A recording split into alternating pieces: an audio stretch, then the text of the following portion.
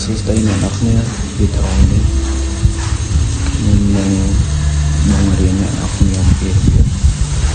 នៃការរូបភាពតាមទំហំដែលយើងចង់បានបើសិនអ្នកនរគ្នាពេញចិត្តនៅវីដេអូនេះសូមជួយចុច Subscribe ដើម្បីទទួលបាននូវវីដេអូល្អៗបើសិនអ្នកនរគ្នាមានចង្វល់អាច comment នៅក្នុងរូបភាព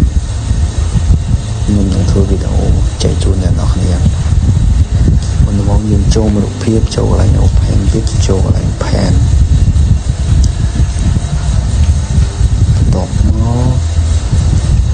យើងចូលមកកន្លែងនេះហើយទៅយើងរើសទំហំដែលយើងចង់ឧទាហរណ៍ថាយើងយកចុចកន្លែង Pixel ទៅចុចដក Text ទៅយកទំហំមានថាយើង select យកទំហំដែលយើងចង់បានឧទាហរណ៍ថាខ្ញុំចង់បានទំហំ 3000 អញ្ចឹងចុច OK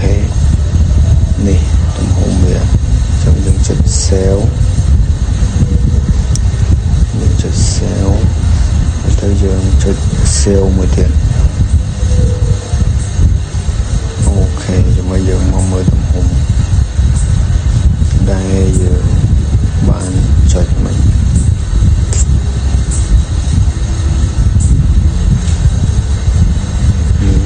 ចុចនេះឃើញទំហំដែលយើងបាននេះ3000គុណនឹង3000យើងទំហំយើងបាននេះហើយបន្ទាប់មកយើងចុចខ្វែងចេញមកចុចខ្វែងចេញអូខេយើងចុចមកម្ដងទៀតយើងចង់សាកតែទៀតចុច Pen ទៅយើងចុចកន្លែងហ្នឹងដែលយើងដក Text ចូលឡើង Pixel ហើយយើងកំណត់ទំហំនៅមួយដែលយើងចង់ទៅបន្តតាមនេះយក100គុណ100ចុច OK តែយើងចុច Save យើងចុចSave ម្ដងទៀតអូខេតោះមកយើងមកមើលនេះទំហំដែលយើង